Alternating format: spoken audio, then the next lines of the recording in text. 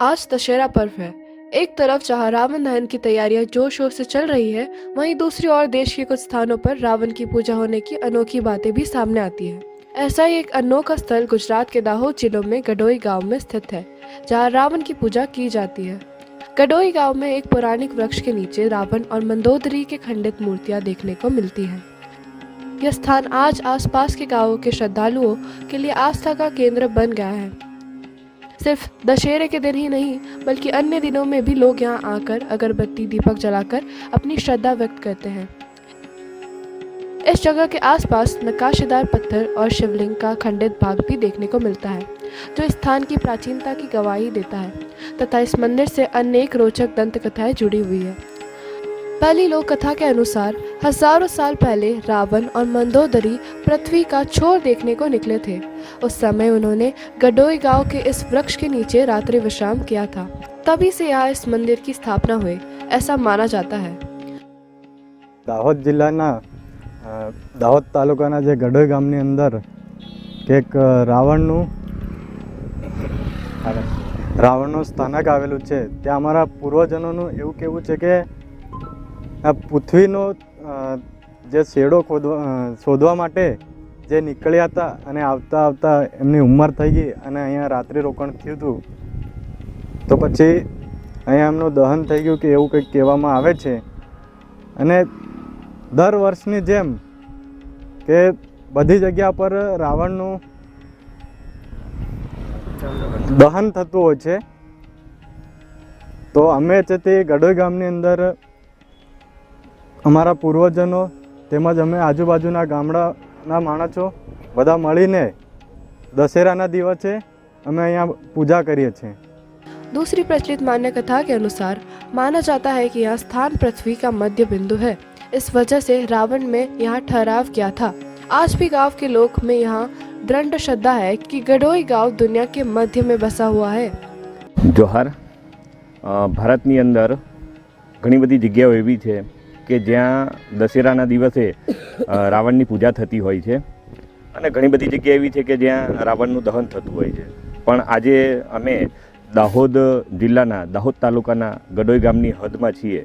ત્યાં દર વર્ષે રાવણની પૂજા થતી હોય છે। એ જે અહીંની લોકવાયકા છે એ પ્રમાણે આજુબાજુ ગામના તમામ હાલની તારીખના પણ જે વડીલો જીવિત છે અને તેમજ જે પૂર્વજો હતા એ તમામ આ જગ્યા ઉપર દશેરાના દિવસે રાવણની પૂજા કરી અને રાવણની જે દિવ્ય શક્તિ હતી એ દિવ્ય શક્તિને એની મનોકામના થી જ ક્યાંક આ વિસ્તારનો જે તે વખતે દરેક એની પૂજા અર્ચના કરતા હોય છે। અને ખાસ જે આની લોકવાયકા છે એવું કહેવા માંગે છે કે અહીં આગળ જે તે વખતે રાવણ અને મંદોદરી અહીં રાતવાસો કર્યો હતો।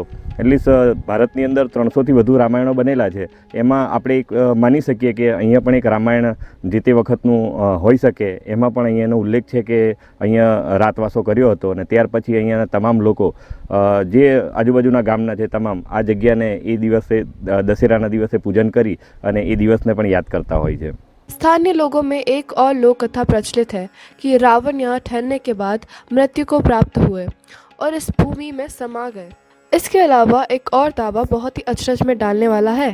गांव वालों का मानना है कि इस जगह के जमीन के नीचे एक विशाल प्राचीन मंदिर दबा हुआ है। उनका कहना है कि यदि पुरातत्व विभाग यह खुदाई करे तो यह प्राचीन मंदिर जमीन से बाहर आ सकता है।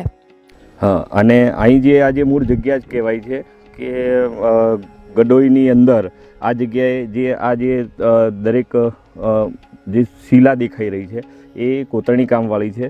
અને કોતરણી કામવાળી જે શિલાઓ છે એટલીસ્ટ એવું લોકવાયકા પણ છે કે જેમાં અહીંયા લગભગ આ જમીન છે, જમીનની નીચે એક મંદિર છે એવી પણ એક અહીંની લોકોની છે કે અહીં મંદિર છે અને મંદિરોના અવશેષો કંઈક અંશે આપણને બહાર જોવા મળે છે। અને આ મંદિરની પણ દરેક જણાની કંઈક શોધખોળ માટે અમે એવું માનીએ છીએ કે અને સરકારને પણ જાણ કરીએ છીએ કે પુરાતત્વ વિભાગ પણ અહીંયાની છીનભીન કરી અને ખરેખર આની સાચી ઓળખ આપે અને જે રાવણની ક્યાંક એને અમે પૂજા અર્ચના કરીએ છીએ ને જે ઓળખ ક્યાંક ભૂસાઈ ના જાય એના માટે પણ એને પુરાતત્વ વિભાગે આની તપાસ કરવી જોઈએ એવી અમારી અહીંયાની માંગ પણ છે। जिस वृक्ष के नीचे मूर्तियों के अवशेष है, वह वृक्ष भी अपने आप में ही एक रहस्य है। यह वृक्ष बहुत ही पौराणिक है और इसकी जड़ें दूर दूर तक फैली हुई है। दिलचस्प बात यह है कि लोक कथाओं के अनुसार यह वृक्ष 2 से 3 बार नष्ट हो चुका है, लेकिन हर बार फिर से जीवित हो गया है। आज के समय में इस स्थान की सटीक ऐतिहासिक जानकारी किसी के पास नहीं है। सालों से चली आ रही लोक कथाएं और मान्यताएं ही यहाँ की पहचान है। हर व्यक्ति अपनी अपनी मान्यता रखता है और यही वजह है कि यहाँ अलग अलग तरह की कहानियाँ सुनने को मिलती है। इन सब बातों के बीच गांव वाले रावण मंदिर जाकर नियमित रूप से पूजा और अर्चना करते हैं और अपनी श्रद्धा बनाए रखते हैं।